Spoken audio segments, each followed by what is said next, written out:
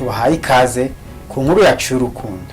Inkuru yacu tuyitangiye uyu mukecuru barimo bahitamo abakobwa, umukobwa uzamubera umukazana akabyarira umuhungu we kugira ngo abone umwuzukuru. Gusa hagati aho uburyo bari barimo baraturanya bano bakobwa bwari uburyo budasanzwe. Byasabaga gupima ibibuno byabo mu kantu bari baceka ko uwa mbere yaje yaririza acamo rwose, baravuga bati uyu mukobwa arakwiriye, baramuvivura. Haza undi wa kabiri nawe ajemo witwa Mary, bahita bamwemerera kuko babonaga ikibuno cye kiri gufitingamo uko babishaka. Gusa hagati aho ngaho haje undi ahita abaza wa umuhungu wari uhagaze iruhande rwe ati uriya bita Isimbi we bimeze bite? Ati oya rwose turabona nta kigenda. Uwa nyuma arahita aza ashyiraho ikibuno cye, baramwitegereza baravuga ati turagishimye, ufite ikibuno cyiza. Bose barangiye amaze kuvivura ahita babwira ati Mary, Lisa and Debbie, mwese tubahisemo, nimwebwe muraza kuguma hano turebe muzaba umugore w'umuhungu wanjye. Abandi bose bahita babirukana ati mugende, hasigara babandi batatu bari bamaze guhitamo. Wa mukecuru araza arabitegereza, abacishamo amaso, arababwira mwe batatu rero tumaze guhitamo, umwe niwe uzatsindira umutima w'umuhungu wanjye. Umwe mu bakobwa ahita amubaza tugiye gukurikizaho iki?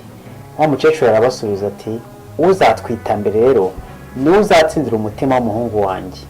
Muri ako kanya umwe ahita avuga uyu muhungu ndabona ari mwiza rwose, bizaba byiza kumubyarira. Wa mukecuru aramusubiza uyu nguyu ntabwo ari umuhungu wanjye, ahubwo ni bodyguard, ni ushinzwe kundinda. Muri ako kanya ahita ahamagara Justin, ngwino uzurebe bano bakobwa. Justin ahita aturuka hirya aza ari kugendera mu kagari. Abakobwa bamubonye bakubitwa n'inkuba, gusa bihagararaho. Arahagera Justin ahita basuhuza, muri aho buri wese uri hano. Austin amaze kubasuhuza arababwira Austin agiye kuba bategereje mu cyumba cye. Babakobwa rero ahita babaza ninde ugiye kujyayo mbere. Babiri bahita baterera urutoki rimwe, gusa umwe yari yabanjije. Umwe ahita avuga njyewe ninjiri bubanze, pfa kuba ari umukire gusa sinitaye nubwo agendera mu kagari. Aragenda arinjira, ahageze asanga Austin yicaye ku buriri amutegereje. Atangira kwirata ati rwose narinje ngo dukore umwana. Yicara impande ye, arangije ahita amubwira Austin ati uyu mwana ntabwo araba ari uwanjye gusa ahubwo araba ari uwacu. Nuko Austin ahita amubwira ase uriteguye kuzonsa umwana ukamukora buri kimwe cyose gishoboka? Umukobwa ahita amusubiza ubuse ushaka yuko tubiganiraho ubu nona? Ati se urumva bizagenda gute? Njye rero ndumva atari uyu mwanya wo kubiganiraho, reka tubanze dukora umwana. Austin ahita amubwira oya ntabwo mbishaka, sohokera hano. Wa mukobwa ahita asohoka. Umukobwa wa kabiri arinjira aza afite telefoni yashizemo umuziki. Ya telefone ayinagira Austin arayisa, ahita yinjira aza ari kubyina umuziki. Austin aramwitegereza gusa yari yumiwe. Umukobwa arabyina rwose karahava sinakubwira, aramubyinira arongera aramubyinira. Austin aramwitegereza gusa kubona ko byamucanze, ahita ahagarika wa muziki abwira wa mukobwa rekera aho ngaho. Umukobwa nawe amureba mu maso ati se wabikunze? Ati oya rwose ntabwo nigeze mbikunda.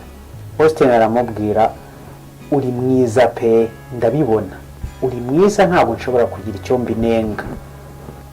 Austin akomeza amuganiriza gusa njye mfite ikibazo gikomeye cyane na mama we yarabizi yuko ntashobora kubyara. Umukobwa ahita amubwira mama wese akaba yatuzanye gukora bino bintu gute? Arabizi neza rwose ko ntashobora kubyara. Ati gusa njye ndizeye ko nshobora kukubyarira. Austin ahita amubwira ntega amatwi, icyiza nuko wagenda. Wa mukobwa biramushobera nta kuntu atari yagize koko. Aramubwira mereza telefone yanjye. Uko Austin ahita amuhereza telefone, umukobwa arasohoka. Wa mukobwa wa gatatu nawe baramubwira ati amahirwe masa, genda winjire. Noneho wa mukecuru atabwira wa mukobwa rwose umuhungu wanjye ntajya akunda gutegereza, ihute vuba. Umukobwa nawe ajya kwinjira ngo ajye kureba Austin. Kinjira ashyiraho amarido areba Austin, aza amusanga. Austin yari yavuye ku buriri ajya mu kagari. Austin ahita amubwira bazanye undi, ati ngwino rwose. Umukobwa aramwegera gusa ubona ko afitemo akantu k'ubwoba. Yicara ku buriri abanza aritonda, aza gukora kuri Austin. Ahita amubwira ati umbabarire rwose ibi ngibi ntabwo nshobora kubikora. Austin aramureba ati ufite ikihe kibazo? Ati ibi ngibi ntabwo nshaka kubikora, ariko sinshaka kubikora nabikubwiye umbabarire. Austin biramucanga noneho kuki waje mu irushanwa rya mama wabitewe n'iki? Umukobwa ahita amusubiza, nta mahitamo nari mfite, numvaga mfite ibibazo bikomeye cyane. Gusa naramwitegereza, gusa umukobwa atekereza ko nandi mahitamo afite, arahindukira ati nyine nshobora gushyingiranwa nawe, njyewe impamvu nta madokima mfite rwose anyemera kuba muri iki gihugu, nta kintu ntakora rwose kugira ngo mbashe kubona izo dokima ngo muri iki gihugu. Austin aramureba, kinagukunze rwose, nibura wowe ubasha kuvugisha ukuri. Austin aramwegera amufataho ati ntugire ubwoba rwose, ntabwo ndagushyiraho ingufu kugira ngo tugire icyo dukora, ushobora kwisohokera nta kibazo.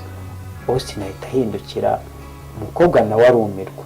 Umukobwa ahita ahaguruka arasohoka agera hanze. Byari bigoye rwose ndabizi, uyu nguyu se ubu yari kwinjira nyuma yacu akagira icyo akora.